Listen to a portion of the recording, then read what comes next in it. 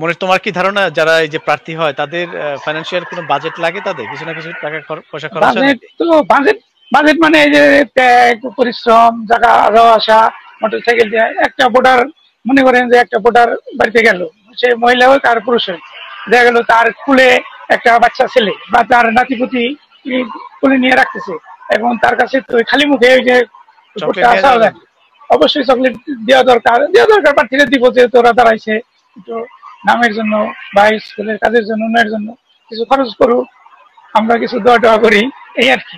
আচ্ছা আচ্ছা। এছাড়া কিছু না। দেখো, এটা একটা নির্বাচন একটা উৎসবের মতো হয়ে যায় আর কি, তাই জি না? জি জি, অবশ্যই অবশ্যই অবশ্যই। এটা তারপরেও যার যার ব্যক্তিগত, অনেকেই করবে অনেকেই করবে না। আর এটা তো এখানে বলাটাও ঠিক হবে না, কি কত করবো কার কি বুঝি।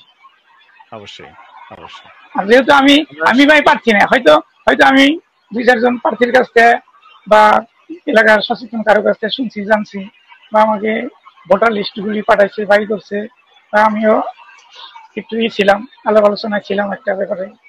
এই তো যারা প্রার্থী হয় তারা অ্যাটলিস্ট 10,000 টাকা, 20,000 টাকা, 50,000 টাকা খরচ হয়ে যেতে পারে এই কমিটিতে আসতে, বেশি 2 লাখও হতে পারে, আসলে একজন প্রার্থী আছে সে 2 লাখ টাকা খরচ করবে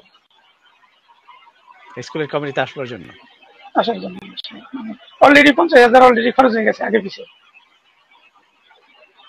কিভাবে এই পোস্টার, ফেস্টুন, চেষ্টা মোটরসাইকেলের তেল বিভিন্ন, এগুলো? সে আসবে তার একটা আশা আকাঙ্ক্ষা আছে, সে আগে প্রোগ্রাম হইলে সেখানে ধরেন একজনে কোনো অনুষ্ঠানের প্রোগ্রামে একজনে 5,000 দিল, একজনের হট করে 20,000 দিল, আরেকটা জায়গায় একটা খরচ করলো যে আমি থাকবো, বা স্থানীয় নেতৃবৃন্দ যাদের আছে তাদেরকে খুশি করার থেকে ওই সমস্ত প্রোগ্রামে কিছু টাকা পয়সা খরচ করে আগে থেকে, তাদের একটা চিন্তা ধারণা থাকে।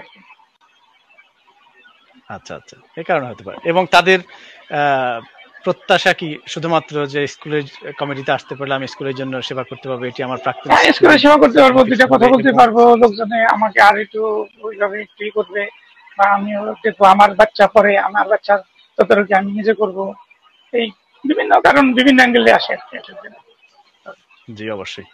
এইবার আসলে নির্বাচনের কোনো প্যানেল নেই, এখন পর্যন্ত কোনো প্যানেল নেই, আমি স্বতন্ত্রভাবে নির্বাচন করতেছি।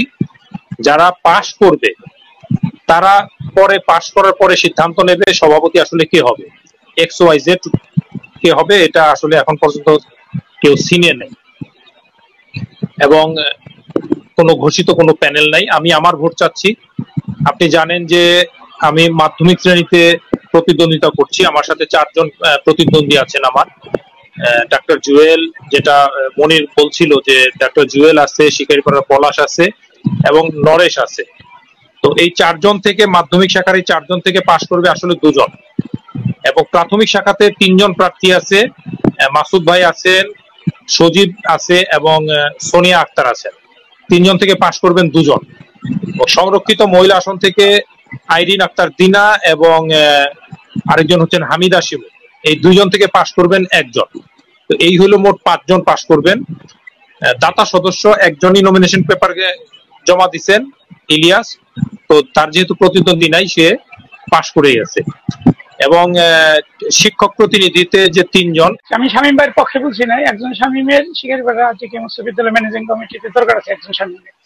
আর শামীম যদি না আসে তাহলে মনে করেন যে সভাপতি হোক আর জন্য ম্যানেজিং কমিটি হবে এটি। এতিম হয়ে যাবে। জি জি।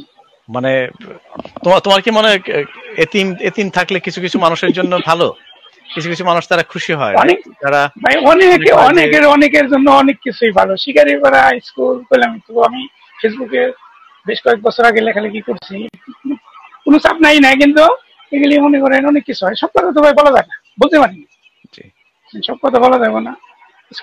স্কুলটা মনে করেন জলে ভাসতেছিল, স্কুলের জায়গায় স্কুল আছে, উন্নয়ন হয়েছে, বিল্ডিং হয়েছে, কিন্তু স্কুলের কোনো ই ছিল না।